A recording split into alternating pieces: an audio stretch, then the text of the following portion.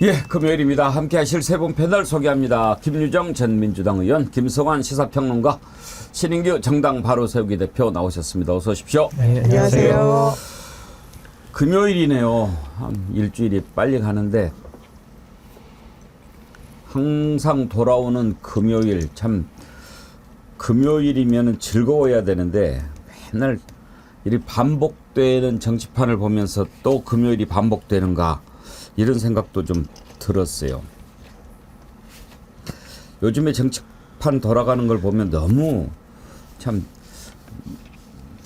분노가 치미는데 어제도 잠깐 이야기했는데 그 돌풍 보셨어요? 돌풍 제가 2회 보고 있습니다.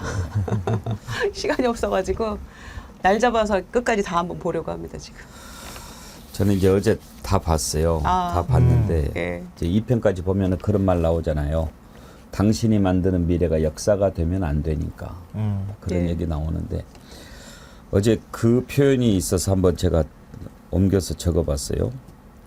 괴물과 싸우다 괴물이 되어버렸다. 세상의 불의에는 분노하는 척하면서 자신의 불의에는 한없이 관대한 괴물.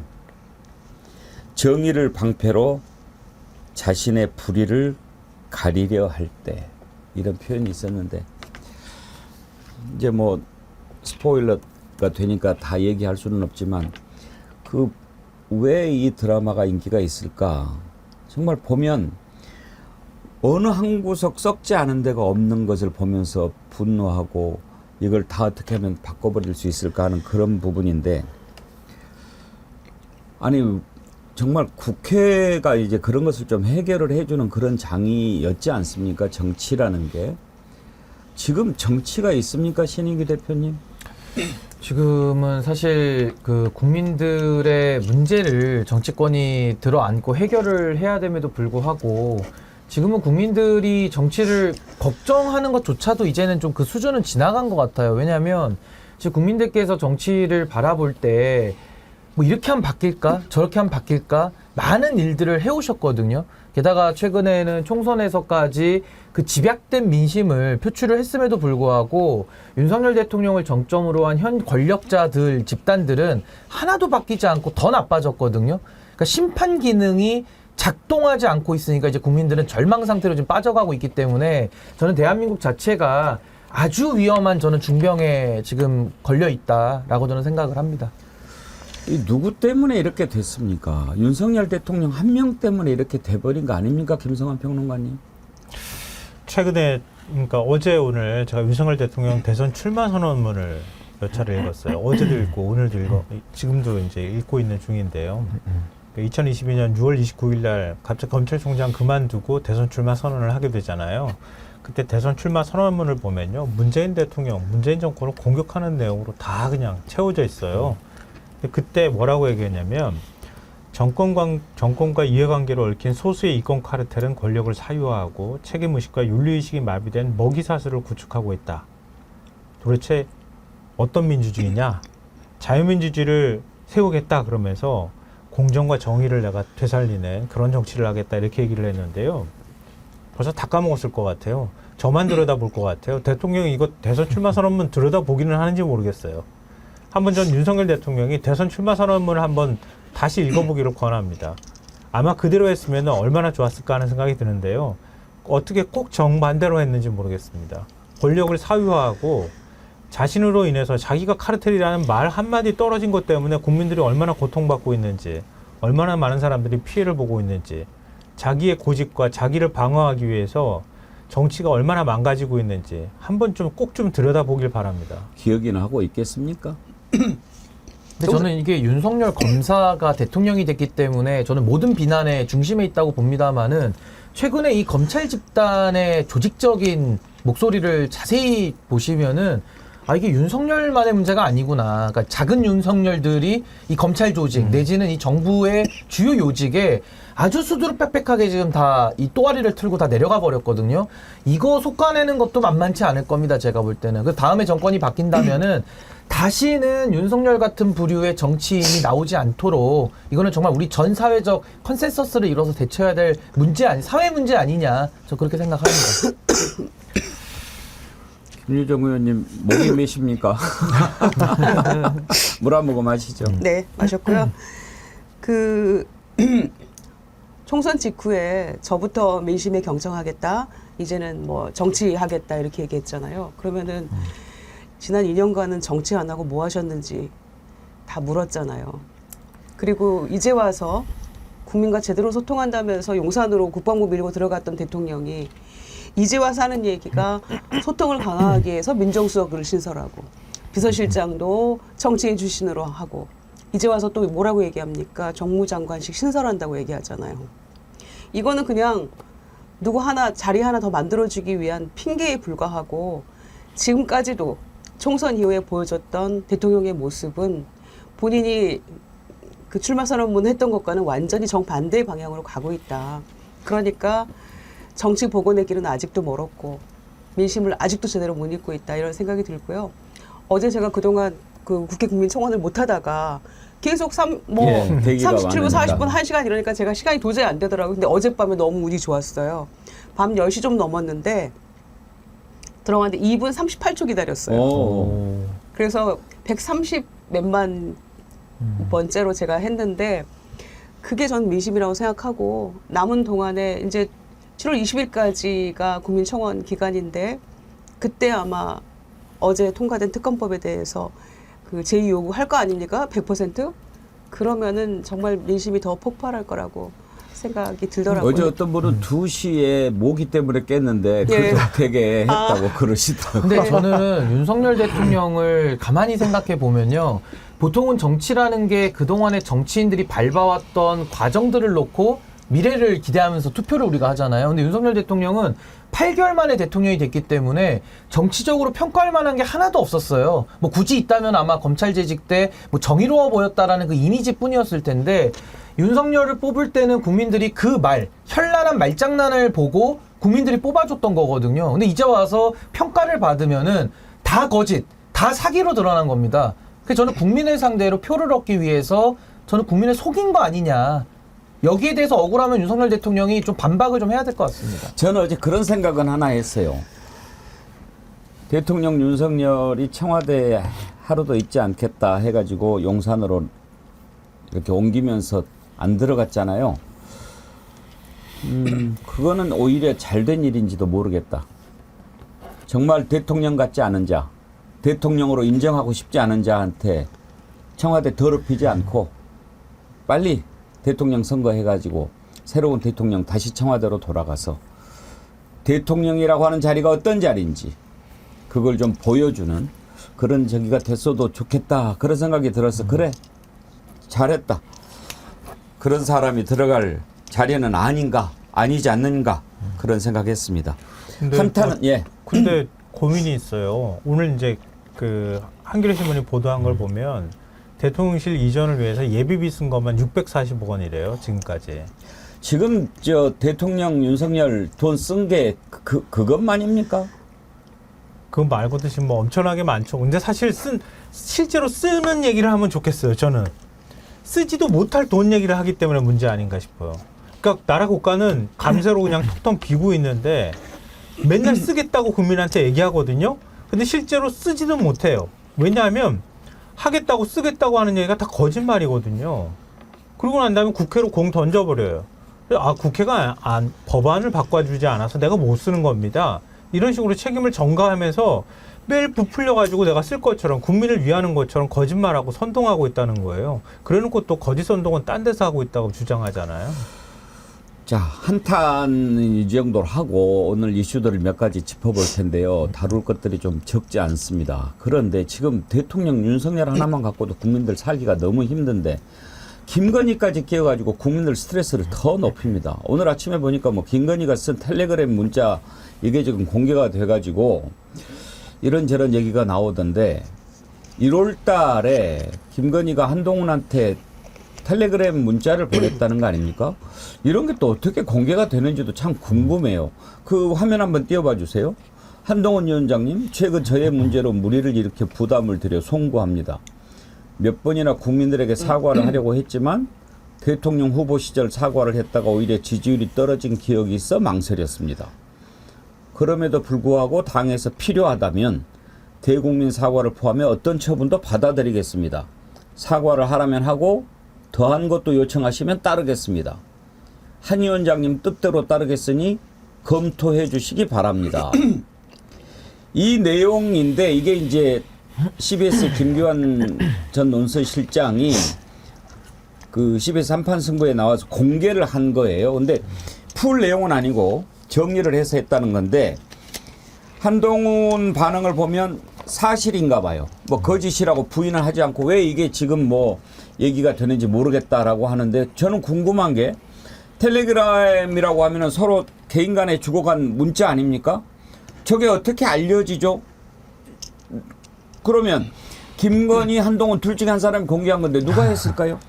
근데 지금 정황으로 봤을 때는 한동훈 위원장이 팔짝팔짝 뛰지는 않는 걸 보니까 내용 자체는 사실인 것 같습니다. 예. 근데 이제 저게 앵커님 말씀대로 어떻게 그 김규환 논설실장 손까지 왔느냐를 본다면은 분명히 둘 중에 한 명이 흘린 거죠. 근데 제가 볼 때는 한동훈 위원장 입장에서는 이게 공개됐을 때는 본인에게는 좀 불리할 수 있는 사정이기 때문에 본인이 먼저 공개했을 리는 만무하고 김건희 여사 쪽에서는 이걸 흘렸을 때 이익이 좀 있습니다. 왜냐하면 한동훈에 대해서 지금도 보수 내에서 정체성 문제, 윤석열 대통령과의 관계 문제가 한창 시끄러운 상황 속에서 이런 문자가 툭 튀어나오면은 아니 김건희 여사가 본인이 사과 좀 하겠다는데 한동훈 당시 위원장이 그냥 문자 읽어버리고 씹어버렸다는 거거든요. 예. 그러면 굉장히 그 나쁜 놈 프레임에 갇혀버리잖아요. 그러면서 지금 이제 원희룡 후보나 나경원 후보 쪽에서 이야기하는 대통령을 지켜야 된다. 이 논리가 조금 더 힘을 받을 수 있는 거기 때문에 당연히 이거는 김건희 여사 쪽에서 의도적으로 전당대회에 개입하기 위해서 전 흘린 것이 분명하다. 전 그렇게 봅니다. 그러니까 이런 것 같아요. 정기석 비서실장이 wait and see 얘기했잖아요. 이제는 액션 들어가는 느낌이 들거든요. 그리고 이제 나경원, 뭐 원희룡 후보 모두 다 뭐 배신자, 배신론 다 얘기하고 있는데 정확하게 용산에서 그래 한동훈 배신자 이런 얘기는 안 했거든요 그동안에. 그러나 둘 사이의 관계가 매우 좋지 않고 원상복구 힘들다라는 정도만 알려져 있었잖아요. 그런데 이제 이 문자를 공개함으로써 이게 이제 뭐 정확하게 사실인지는 아직도 몰라요. 그러나 공개가 됨으로써 한동훈에 대해서 야 이걸 어떻게 읽고 싶지? 그러니까 김건희 입장에서는 이제 넌 내게 모욕감을 줬어 이런 거 아니겠습니까? 그러고 났었는데 저는 생각하기에 굉장히 시점이 공교로워요. 1월 달에 벌어진 일이고 이거를 남편인 대통령도 모르는 상황에서 집권당의 비대위원장한테 이걸 보내서 평소보다 굉장히 막 이렇게 아주 경어체를 써가면서 이렇게 막 했잖아요. 근데 저는 아니 김건희 여사가 자기 주도적인 여성 아니었나요? 이 집권 세력의 V1, V2라고 불리면서 뭐든지 마음대로 할 수 있는 사람 아니었어요?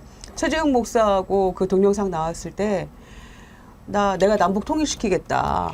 같이 하자. 막 그런 취지로 얘기했었잖아요. 아니 그렇게 적극적으로 뭔가를 하겠다고 했던 여성이 한동훈 위원장님이 허락을 해주면 사과를 하고 허락 안 해주면 사과 안 합니까? 저는 이 상황도 너무 이해가 안 되고요. 더군다나 왜 읽고 씹었는지. 그래서 그 전에 다른 문자들은 없었나. 그리고 그 문자들에는 답을 했었는지 안 했었는지. 이 건에만 안 했는지. 그런 것도 좀 명확히 밝혀져야 될 것 같고. 그 전에 둘이 문자질은 많이 했잖아요. 뭐 카톡으로 뭐, 예. 검찰에 있을 때 얼마나 했다고. 카톡으로 뭐 300 몇 회인가 네. 그랬잖아요. 그리고 뭐 그 검찰총장이랑 연락이 안 될 때 뭐 부인을 통해서 뭐 했던 거다 뭐 이렇게 얘기하는데 뭐 가당치도 않은 이야기를 하고 있었던 거고요.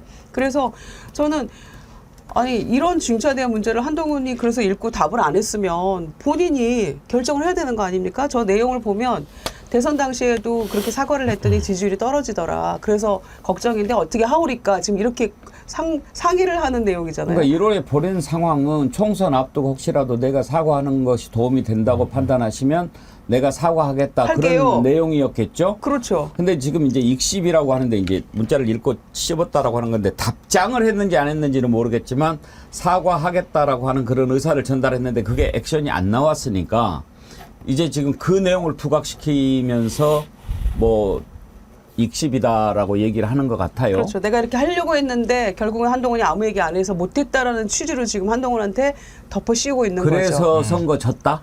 그렇죠.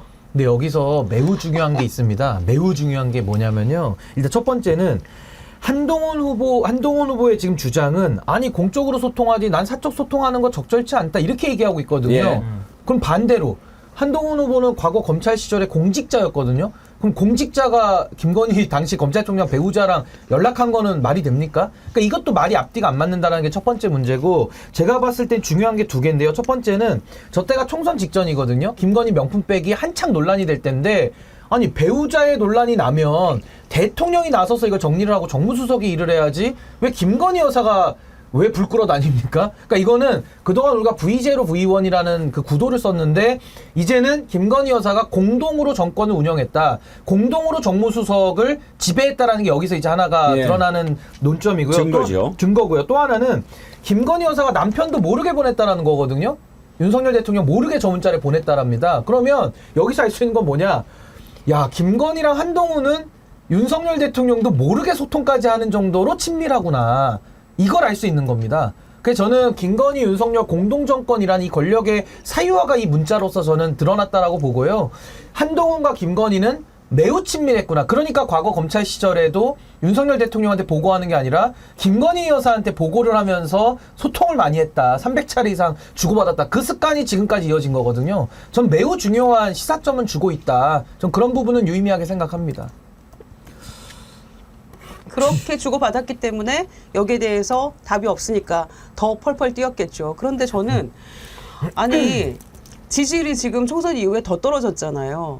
그러면은 본인이 진정으로 사과할 마음이 있었다면 본인이 자기 주도적으로 해야죠. 남편한테 의논하든지 아니면 본인 마음대로 할 수 있잖아요.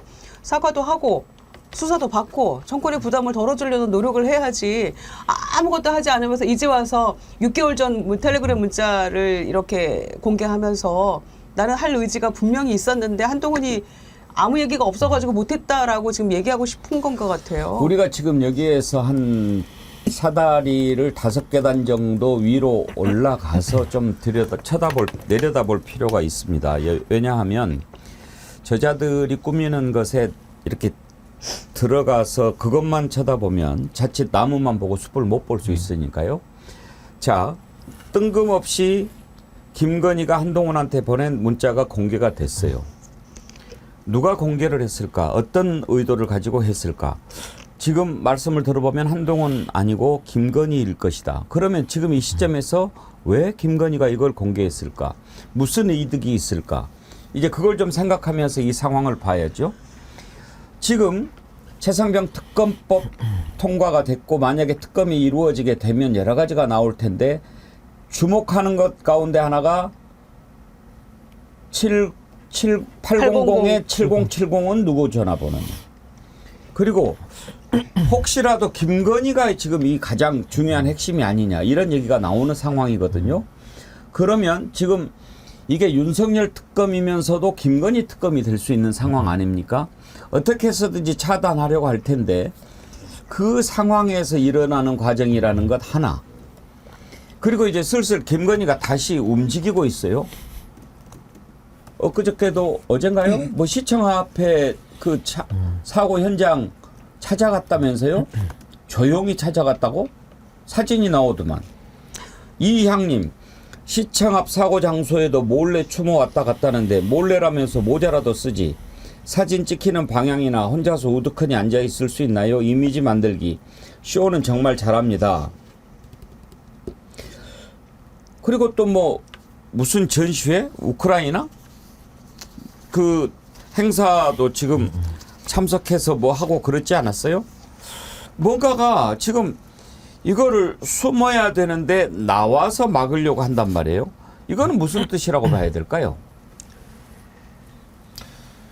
근데 뭐 김건희 여사는요, 그동안에 뭐 비선 논란, 뭐 지금 뭐 행정관들, 비서관들 관련된 논란도 있었고, 그동안에도 드러나서 행동하기도 하고 숨어서 행동하기도 했었거든요. 그러니까 제가 아까 말씀드린 대로 김건희 여사는 이 정권을 지금 공동 창출했고 공동 운영하고 있다라고 거의 봐도 무방한 겁니다. 그렇기 때문에 저는 어제도 저런 텔레그램 문자를요, 아니 뭐 저런 얘기를 나눴다고 하면은 그것까지 우리가 막을 수는 없지만은 어떻게 저런 걸 또 외부에 흘려서 공개할 생각까지 하는지 저는 그 대범함에 놀랄 뿐이고, 이제는 뭐 V0라는 명칭 자체 듣는 게 뭐 약간 즐기는 것 같아요. 그래서 저는 이 권력의 사유화 내지는 윤석열, 김건희 이 공동 정권에 대해서 저는 부부 특검으로 반드시 저는 실체 규명하고 윤석열 특검과 김건희 특검이 만나는 지점이 있거든요. 거기에 대해서도 이제 그 최상병 사건 관련해서 저는 모든 진실들이 다 밝혀질 때가 서서히 다가오고 있다. 너무 지금 과도한 자신감으로 보입니다. 얘기 나온 김에 짧게 한번 전망해 보죠. 지금 이제 통과가 됐어요. 넘어가면 다시 이제 분명히 거부권 행사할 거고 돌아오지 않겠습니까? 근데 이번에 이제 안철수 의원 한 명이 들어가서 찬성을 했는데 재의결 통과하려면 200표가 나와야 되지 않습니까?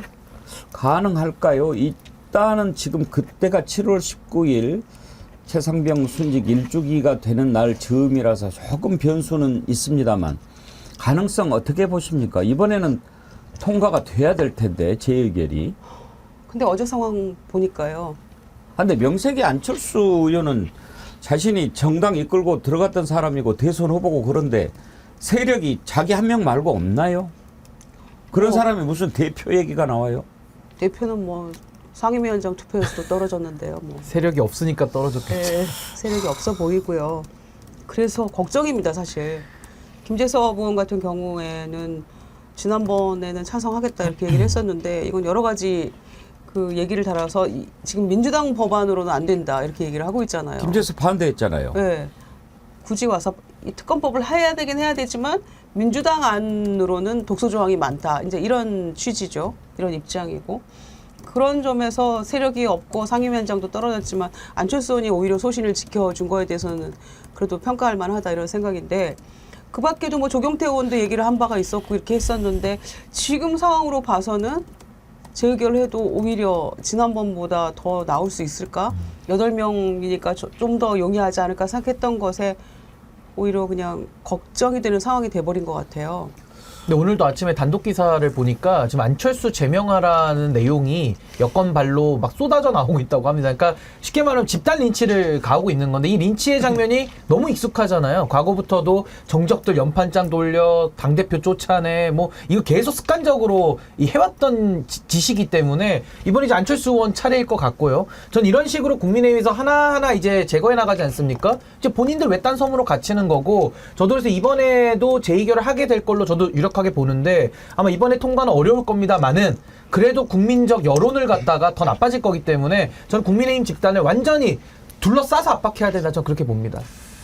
근데 이게 쉽지는 않을 거예요. 그러니까 보면 그러니까 지금 그렇기 때문에 이 문자가 공개된 거거든요. 그러니까 한동훈은 안 돼라고 얘기를 하고 싶은 거예요. 근데 한동훈은 안 돼라고 얘기하면 당정 개입이 되잖아요. 다시 또 반발 여론이 생길 수 있으니까 어떤 방식으로든 우회적으로 한동훈은 대통령 부부한테 영원히 이제는 같이 할 수 없는 사람이라는 걸 낙인을 찍어버리고 싶은 거예요. 그러면 국민의힘 지지층에선 고민에 빠지게 되거든요. 왜냐하면 한동훈을 받아들이면 차상병 특검 이거 받을 것 같거든요. 받으면 그때부터 시작해서 윤 대통령을 지켜줄 세력이 없게 되고 여권이 급속히 내부 분열에 빠지게 되고 결국은 윤석열 정권이 무너질 수 있을 거라고 하는 그 공포심을 지금 조정하는 과정에 있는 거라고 볼 수 있어요. 그러니까 한동훈 대세론이 아직까지는 안 꺾였다고 볼 수 있거든요. 그러니까 끊임없이 제가 볼 때는 지금 민주당 야권하고 대통령하고 정면 승부하거나 부딪히는 이런 상황 그리고 한동훈을 결국 꺾어야 말겠다고 하는 것 이런 이제 그 의지 이런 게 맞물려서 이번 주 이거는 저는 예고편이라고 생각해요. 다음 주에는 한동훈 위원장을 밀어낼 수 있을 만한 뭔가가 계속 나올 거다라고 생각합니다. 최상병 특검법 재의결이 어떻게 될지는 봐야 되겠습니다만 지금 이제 여러 가지 드러나는 것을 봤을 때 일단 윤석열은 한동훈은 아니다. 한동훈 대표 되는 거 원치 않는다라고 하는 것 같잖아요. 조국 대표가 재밌는 얘기를 하더라고요. 뭐 문자도 익십하고 아주 뭐 기분 나빠가지고 만약에 우리가 발의한 한동훈 특검법 통과가 되면 윤석열 화가 나가지고 서명할지도 모른다 그런 얘기를 하던데 한번 들어보시죠. 어떤 심정? 자기가 문자를 보냈는데 시쳇말로 읽씹 즉 읽고 씹은 거 아닙니까? 근데 김건희 씨가 그걸 가만 놔두시겠습니까? 그 당 대표는 선거를 통해서 선출되니까 어쩔 수 없죠. 근데 윤석열, 김건희 씨가 다른 것보다 감정적인 걸 떠나서 내부 정치 권력 관계에서 다음 지방선거를 한동훈 대표한테 넘겨줘? 저는 그런 일이 없을 거라고 봅니다. 그래서 아까 말씀드렸듯이 최고위원회를 모두 사퇴하면 조직 지도부가 붕괴되죠. 네. 그런 방법을 쓰거나 네. 더 격분이 되면 음. 자기 앞에 온 한동훈 특검법에 서명을 할 수가 있죠. 거부권이 아니라 서명을 할 네, 그 가능성까지도. 정도로 전 윤한 관계는 심각한 상태로 지금 치닫고 있다 봅니다. 경로 하는데요. 어제도 여러분 잠깐 보셨죠. 윤석열 발언하는 거. 그 대통령이 언어라는 게 그게 뭡니까? 25만 원 이야기하는데 10억 100억이 왜 나옵니까? 말을 그따위로 하니까 저는 이번에 그걸 보면서 아하 알겠다 싶더라고요. 다시 한번 들려봐 주십시오. 그 10억 100억 발언이요. 이 국채라는 거를 정말 개념 없이 방만한 이 재정이라는 것이, 아니 재정이라는 게 대차대조표의 대변 차변이 일치되는 거랑 문제 없다는 식으로 막 얘기를 했습니다. 아니 그럴 것 같으면 왜 25만 원만 줍니까? 국민 1인당 한 10억씩 한 100억씩 줘도 되는 거 아니에요? 그렇게 되면 어떤 결과가 나오는지 뻔한 거 아니겠습니까? 아니 대통령이라고 하는 자가 그러니까 좀 적어준 거나마 그냥 읽었으면 좋겠어요. 본인이 얘기를 하면 완전히 시골 노인들 장기판에서도 하는 얘기라고 똑같다니까요. 근데 10억 100억 줘 이런 식으로 대통령이라는 자가 얘기를 하면 저런 형식으로 국정의 자리에서 경로하고 그러니 밑에 사람들이 놀라지 않겠어요. 그러니까 윤석열 대통령의 저 화법을 보면 참 판단 능력이 너무 좀 매우 떨어진다라는 생각이 들고요. 아니 아주 누가 건달도 아주 그 양아치 같은 그런 건달 행태 동네에서도 아닙니까? 저런 평론하면은 주변에 사람 떠나죠. 왜냐면 말이 안 되는 얘기를 많이 하니까요. 근데 본인이 그동안 선거 때 전국 돌아다니면서 진짜 지금 본인의 말대로 10억 100억이 뭡니까? 막 몇천억씩 뿌리고 다녔거든요. 그러니까 자기 행위에 대해서는 전혀 고민이 없고 이재명 대표가 주장했던 그 민주당의 국가의 재정적 역할을 하자라는 그 주장 자체는 매우 타당한 거거든요. 그러니까 범위나 지급 내용이나 여기에 대해서 우리가 논쟁이 필요한 것이지 그 주장 자체를 갖다가 무슨 하지도 않은 얘기를 100억 준다고 했다라는 것처럼 저렇게 표현하는 참 악의적이고 저는 나쁜 대통령이보다는 저렇게 불량 대통령 제가 볼 때는 매우 심각한 상황입니다. 아니 25만 원씩 지역화폐로 줘서 좀 돌아가게 하자라는 그 말에 대해서 저렇게 조롱할 일입니까? 7월 1일 날 국무회의에서 갈등과 대결의 정치 안 된다. 미래가 없다 우리에게 해놓고 지금 집권 3년 차에 모든 정치적 갈등과 이거를 조장하고 있는 게 대통령 본인 아닙니까? 그 부부 아닙니까? 그래놓고 이렇게 제1야당 대표의 그 간절한 요청에 대해서 계속 묵살하면서 이제는 조롱까지 하잖아요. 그러니까 저런 태도 때문에 우리가 정치가 한 걸음도 더 앞으로 나아갈 수 없는 것인데 연찬회에 가서도 우리가 늘 얘기했었잖아요. 거부권 행사하는 게 대통령의 헌법상 권한이지만 내가 이거를 여러 차례 이렇게 하는 것도 부담이고 하니 대화 타협을 통해서 22대 국회에서 잘 좀 열어가 주길 바란다 라는 취지로 얘기를 했어야 그게 정상적인 대통령의 모습이죠. 그런데 거부권과 예산 편성권을 무기 삼아서 잘해봐 라고 하니 국민의힘에서 어떻게 나옵니까? 지금 이런 식으로 나오는 거 아닙니까? 뒤늦게 들어와가지고 어제 본회의장에서 그 모습 보세요. 그게 필리버스터를 할 사안도 아닌 법을 가지고 그렇게 하지 않습니까? 네, 윤 대통령의 저 발언이요. 소상공인 25조 지원한다고 하면서 나왔던 발언이잖아요. 자기는 정말 포퓰리즘에 따르는 현금 지원하지 않고 이렇게 소상공인들을 잘 챙기고 있습니다. 이런 얘기를 하기 위해서 저런 쓸데없는 말을 좀 덧붙인 건데요. 그럼 소상공인 지원 대책은 제대로 만들었는가? 이게 더 중요한 거 아니겠어요? 25조 원, 이 숫자가 어디서 나왔는지 정부도 잘 모른대요. 지난번에 2,000명하고 똑같다는 거예요. 기재부가 그래가지고 25조 원이라는 숫자 자체를 발표를 안 했는데 대통령이 25조 원이라는 숫자를 밝히는 바람에 그 숫자를 만들어내느라고 다음날 세부 보도자료를 또 냈어요. 또 내가지고 보니까 25조 원이 아니라 기존의 소상공인 지원하는 거에서 정부가 거기다가 돈을 더 얹어가지고 25조 원이라고 뻥튀기해서 부풀려 놓은 거예요.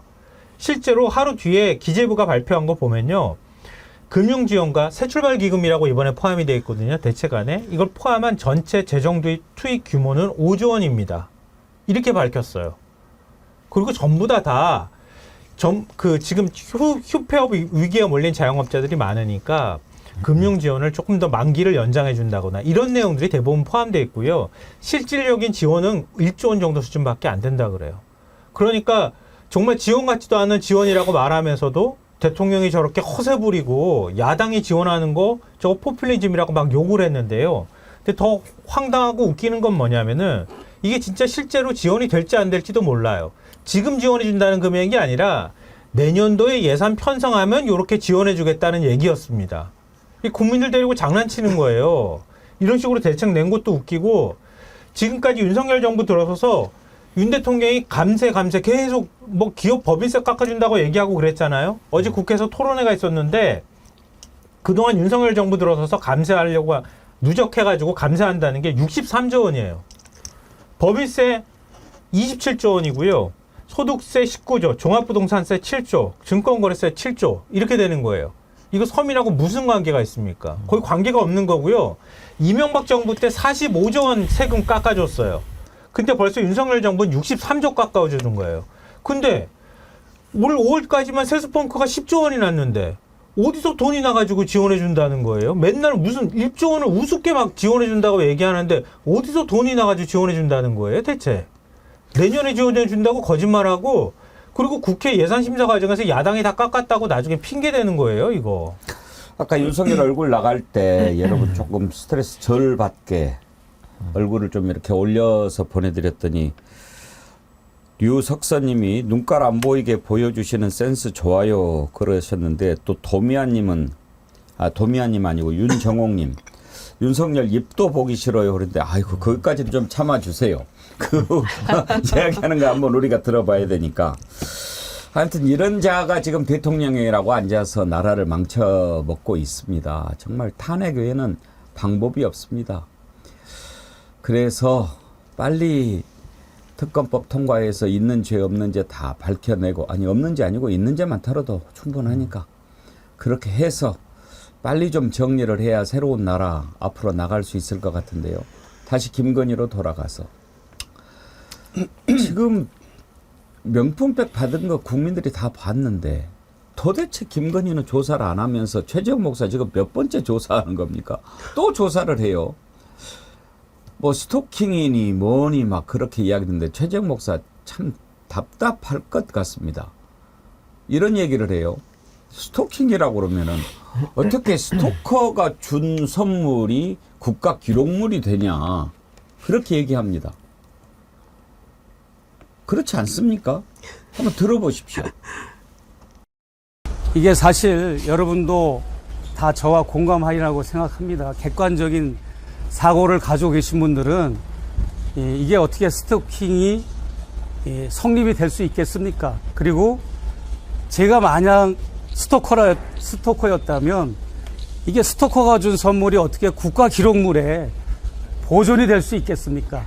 말이 안 되는 맞습니다. 논리나 법리적으로 상식적으로 객관성도 결여된 이런 궤변과 되지도 않는 이런 눈 가리고 아웅식으로 저를 이렇게 매도하고 악마화시키는 것은 옳지 않다고 생각하고 김건희 여사가 당연히 포토라인에 서시고 수사와 조사를 받으셔야 됩니다. 선물을 준 사람은 출국 정지를 당하고 여기저기 불려다니는데 막상 뇌물 선물을 받은 분은 이렇게 포토라인에도 안 서는 것은 누구에게나 공평한 헌법조항에도 맞지가 않는 것이고 이 검찰이 방탄 수사를 하고 정권의 눈치를 보는 거다라고 저는 분명히 말씀드리고 싶습니다. 지금요, 뭐 검사 탄핵한다고 검찰총장 도대체 지금 왜 있는지 모르겠습니다만 발끈하고 검사들 나서서 난리치는데 지금 이런 식으로 하면서 그 소리 할 그 자격이 있습니까? 그러니까요. 5월 말까지 끝낸다고 그랬잖아요. 수사. 7월 말이 돼가고 있는데 그러니까 더 어처구니가 없는 거죠. 그러니까 검찰은 영원히 견제받지 않는 권력이라고 주장을 하고 싶은 건지 모두가 일어나서 펄펄 뛰고 있는데 최재형 목사 얘기대로 주거침입죄, 뭐 스토킹, 뭐 이런 거 다 그 죄명으로 다 그렇게 지목해서 계속 소환 조사하고 있는데 아니 세상에 어떤 사람이 스토커하고 카톡으로 문자를 주고받으며 시간 약속을 정해가지고 스토킹을 당합니까? 그리고 세상 어떤 사람이 그 비서들을 내보내가지고 스토커를 맞이합니까? 게다가 스토커가 준 선물이 국가기록물, 대통령 기록물로 지정이 됐을 뿐더러 본인들의 주장에 따르면 그 사람에게 대통령 명절 선물까지 들려보냅니다. 대통령 시계까지 선물해서 보냅니다. 세상에 어떤 사람이 스토커한테 선물까지 주고 대통령 시계 주고 그럽니까? 그러니까 누가 봐도 앞뒤가 맞지 않는 이야기를 검찰에서 하면은 그거는 아무 문제가 안 되나 봐요. 그게 상식이 되나 보죠. 그래서 대통령 비서실장까지 나와가지고 대통령 기록물로 지정하는 거 이제 연말까지 결정할 문제다. 진작에 지정돼가지고 잘 보존하고 있다고 또 하지 않았었나요? 이철기 의원 등등은. 그래서 그거를 오히려 주면은 뭐 횡령이 된다 이런 얘기까지 하지 않았었나요? 그러니까 도무지 앞뒤가 맞지 않는 이야기고 보통 국민들이 스토킹 피해자의 경우에는 피해자도 가서 조사받고 얘기하잖아요. 내가 받은 피해에 대해서. 그런데 이 건에 대해서만큼은 왜 최재형 목사만 이렇게 들들들들 볶아서 계속 소환하면서 당사자인 김건희 여사는 텔레그램 문자나 공개하면서 한가로이 지내고 있는지 아니 들여다봐야죠. 조사를 해도 상식적으로 맞게끔 조사를 하고 발표를 해야지. 혹시 법률적으로는 스토킹이라고 하는 게 우리가 생각하는 거하고 좀 다른 의미가 있습니까? 그러니까 지금 뭐 윤석열 대통령을 엄호하는 저쪽에서는 그냥 뇌물을 가리고 싶은 거예요. 그러니까 뇌물이 아니라는 전제를 깔고서 하다 보니까 이제 논리가 안 맞는, 그러니까 법을 왜곡해서 아무 말이나 지금 하고 있는 거거든요. 그러니까 아무 말이나 하는 주장들을 갖다가 딱 맞춰보면은 지금 최재형 목사가 한 문장으로 정리하지 않습니까? 스토커가 준 게 그럼 어떻게 국가 기록물이 되느냐. 이 모순을 해결할 수가 없는 겁니다. 근데 지금 윤석열 대통령을 비롯해서 이 집권 여당의 인사들은 이게 통할 줄 안다고 생각을 하는 게 너무 괘씸한 거죠. 그러니까 국민들을 어떻게 인식하는지 이 사람들의 평소 인식이 그냥 천박한 인식이 그대로 드러나고 있는 것이고 저는요 윤석열 대통령 아마 이제 제 입에서 탄핵 얘기가 나올 날이 멀지 않았습니다. 제가 볼 때는 이제 저는 아직까지 제가 지금 참고 있는데 이제 멀지 않았어요. 근데 지금 곰곰이 생각을 해봐도요 이 탄핵의 사유는 정말 차고도 넘치는 겁니다. 탄핵의 주장만 제가 지금 안 하고 있을 뿐이지 목구멍에 99.9999%는 지금 여기 목젖에 차오르고 있거든요. 그 중에 하나가 뭐냐? 대통령의 권한이 대통령 마음대로 쓰라고 준 겁니까? 대통령이 왕은 아니잖아요. 정해진 임기 가운데 국민이 갖고 있는 이 나라의 주권을 국민 전체를 위해서 쓰라고 잠시 맡겨놓은 겁니다. 잠시 맡아서 쓰는 사람이면은 자기 게 아니니까 국민 전체를 위해서 겸손하게 써야 되는 건데 이 윤석열이라는 자에 대해서는 그걸 1도 찾아볼 수가 없어요. 그중에 가장 대표적인 것이 지금 이 수사권 있지 않습니까? 자기를 방어하고 자기에게 맞는 자기 입맛에 맞춤형으로 수사를 해왔던 것이고 지금 최재형 목사 관련된 이 김건희 뇌물 사건에 대해서도 전형적으로 법을 왜곡하고 있는 사건이 이 사례다. 이거는요 두고두고 용서가 안 되는 겁니다. 두고두고 용서할 수 없습니다. 이거는. 스토커가 말이 됩니까? 그리고 100번 양보해서 뇌물은 아니었다. 그냥 가벼운 선물이었다라고까지만 해도 뭐 그렇게 받아들일 수 있는데 이걸 또 국가 기록물이라고 얘기합니까? 이건 말이 부끄럽지도 않습니까? 아니 국민권익위원회에서는 외국인이 준 거니까 문제가 없다며요. 이게 도대체 우리나라 말인데 한글로 얘기를 해도 무슨 말인지를 못 알아듣겠어요. 도저히. 아니 근데 선물이라고 얘기하면 안 되는 게 뇌물의 정의가요. 직무 관련성과 대가성을 가지고 주고받는 유형 무형의 모든 이익이라고 되어 있습니다. 모든 이익. 그러니까 뭐 판례를 찾아보면요. 누가 이제 공무원한테 인허가권을 주고받으면서 성접대를 시켜주잖아요. 그건 돈이 아닙니다. 그냥 성적 만족을 누린 그 이익을 준 건데 그것도 뇌물로 봅니다. 그러니까 이거는요. 디올팩에 대해서 뭐 액수가 중요한 것도 아니고요. 그 정체성, 그 물건의 규정을 선물이다. 이렇게 갈 수가 없는 거고 이건 반드시 뇌물에 대해서 수사를 해야 되고요. 뇌물 혐의가 되거나 알선수재가 되거나 변호사법 위반이 되거나 실적법 위반이 차고도 넘치는데 이걸 덮으려다 보니까 뭐 선물이니 대통령 기록물이니 이런 헛소리가 지금 난무하고 있는데 문제는 이 헛소리를 일부 정치인만 하는 것이 아니라 국가기관까지도 이런 헛소리를 한다는 게 국가 시스템이 지금 다 무너져 버린 겁니다. 이것만 놓고 봐도 검찰은 할 말이 없어요. 그런데 이제 또 국가 기록물 얘기하는데 스토킹 얘기하고 또 주거 침입도 얘기를 하지요. 참 김성훈 경호처 차장 주거 침입이래요. 한번 들어보시죠. 주거 침입이라는 게 관리자의 의사에 반해서 방실에 침입했을 때 성립하는 겁니다. 경호차장님, 이 당시 경호처의 안내를 받고 최재형 씨가 경비 대상 구역에 들어갔죠? 경호 대상 구역에? 안내를 받은지는 확인이 좀. 그럼 통과시킨 건 맞습니까? 예. 네. 최재형 목사 관리자의 의사에 반해서 그 코바나 콘텐츠 들어간 거라고 볼 수 있습니까? 그다음에 저 사진 보세요. 보호법익은 주거 침입의 보호법익은 사실상의 주거의 평온이 침해되는 겁니다. 사실상의 주거의 평온이에요. 저게 사실상 주거의 평온이 침해된 상태로 보이세요? 저 사진을 보고 누가 사실상의 주거의 평온이 침해된 상태라고 봅니까? 만약 주거 침입을 했다고 합시다. 그러면 경호처는 아까 경호 대상 구역이라고 했죠. 코바나 콘텐츠가. 예. 뚫린 거죠? 뚫린 거 아닙니까? 주거 침입을 했다면. 그렇게 보지는 않습니다. 예. 그럼 뭡니까? 주거 침입인데 뚫린 건 아니에요, 경호가? 이게 무슨 말입니까? 경호처는 아까도 말씀드린 것처럼 에 대한 잠시만요. 차장님. 위험성 여부를 차장님. 판단하고요. 주거 침입인데 경호가 안 뚫린 거예요? 주거 침입이라는 경우는 여러 가지 경우가 네. 있을 자, 수 있는데 주거 침입인데 경호는 뚫리지 않았다. 오늘 아주 새로운 거 배웠습니다. 차장님 감사합니다. 주거 침입에도 여러 가지 종류가 있는데요. 저희 경호처는 주거 침입에 몇 가지 종류나 있어요, 신윤기 저 변호사님. 진짜 제정신이 아닌 것 같은데 제가 듣다 보니까 아니 제가 이렇게 침입이 비유할게요. 뭐 그러면은 하늘에서 떨어지는 방법, 우회하는 방법, 철조망을 넘어가는 아니 방법. 저는 정말 새로운 법리를 지금 보고 있는데 저분 공무원 아닙니까? 경호처 차장이 어떻게 국정감사 지금 요 국회에 와가지고 상임위 답변을 저렇게 하는지가 의문이고 이렇게 얘기하면 어떨까요? 술은 마시고 운전을 했는데 그건 음주운전은 아니었다. 이 얘기랑 똑같은 거 아닙니까? 과거에 어떤 연예인이 그 얘기를 해가지고 한 몇 년 활동 못했죠? 저분 당장 파면해야 될 것 같아요. 제 생각에는. 완전히 지금 제정신이 아닌 맛이 완전히 간 것 같습니다. 제가 볼 때는. 맞아요. 저는 썩은 논리를 어떻게 국회에 와서 답변을 합니까? 국민 상대로. 썩은 논리를. 근데 이거 아마 본인들도 어이가 없다고 생각할 거예요. 할 말이 없는 거죠. 네, 할 말이 없는 할 말이 없는 무조건 거죠. 지켜야 되기 때문에. 그러니까 이게 이제 거짓말이라고 하는 게 그렇지 않습니까? 한번 거짓말을 하면 그 거짓말을 덮기 위해서 또 다른 거짓말을 하고 그 다음에는 내가 무슨 말을 했는지도 잊어버리고 그러지 않습니까? 이게 맨 처음부터 딱 정리가 딱 되든지 사실대로 얘기했으면 가장 깨끗한 문제지만 이철규나 뭐 이상한 사람들이 뭐 주거 침입이라고 했다가 국고 횡령이라고 했다가 스토킹이라고 했다가 막 생각나는 대로 이야기를 하다 보니 이제 와서는 어떤 것에 맞춰서 짜야 될지도 모르는 지경이 돼버린 거죠. 그러니까 제가